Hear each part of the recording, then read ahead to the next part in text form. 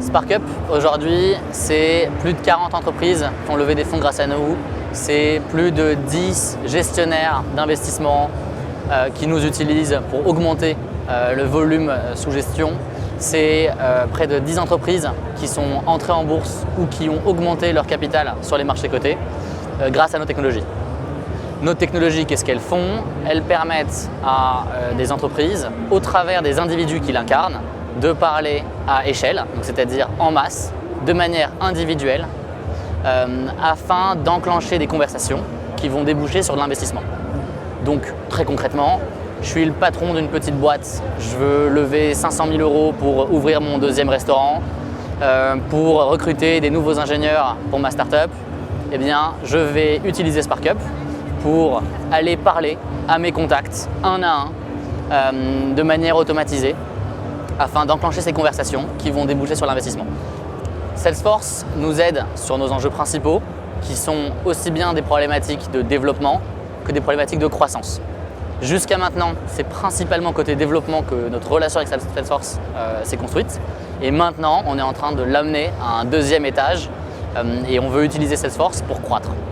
Donc concrètement, nos problèmes jusqu'à maintenant, ça a été comment je construis ma startup quand j'ai rien, quand j'ai un ingénieur avec moi et comment on fait pour construire?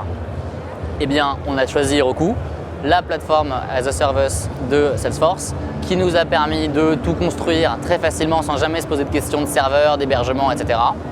Et cette plateforme, elle nous a permis de croître comme il fallait, c'est-à-dire de ne pas avoir de problème de latence quand on a une augmentation du nombre de clients, de pouvoir ajouter des modules au fur et à mesure, de pouvoir tester notre code rapidement en live, de pouvoir faire de l'intégration continue, bref, d'être très souple dans notre manière de nous construire.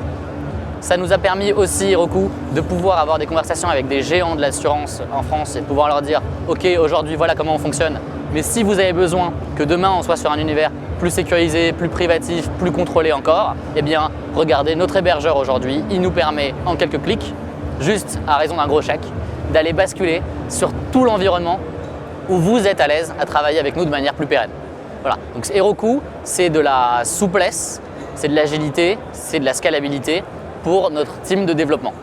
Ça, c'est le premier gros pilier sur lequel on a construit notre relation avec Salesforce. Le deuxième pilier sur lequel on est en train de construire notre relation avec Salesforce aujourd'hui, c'est de dire nos clients sont parfois, de plus en plus souvent, des utilisateurs de Salesforce, en particulier sur cette dimension gestion d'actifs, gestion d'investissement, gestion de patrimoine. Eh bien, comment est-ce qu'on peut se connecter toujours davantage avec eux pour les augmenter? Et donc, notre idée, et c'est ce qu'on va faire dans ce mois-ci chez un premier client et dans l'avenir de manière plus structurelle, c'est de créer un connecteur Salesforce entre SparkUp et Salesforce, rejoindre l'App Exchange de Salesforce pour pouvoir croître sur cette clientèle, des gens dans la finance qui ont des problématiques de commercialisation, et donc de faire levier sur aussi bien la data que la plateforme, que la clientèle de Salesforce. Donc aujourd'hui, Salesforce, ça nous a déjà permis de nous développer de manière très agile, très souple, et on sait que ça pourra être notre partenaire de long terme pour scale.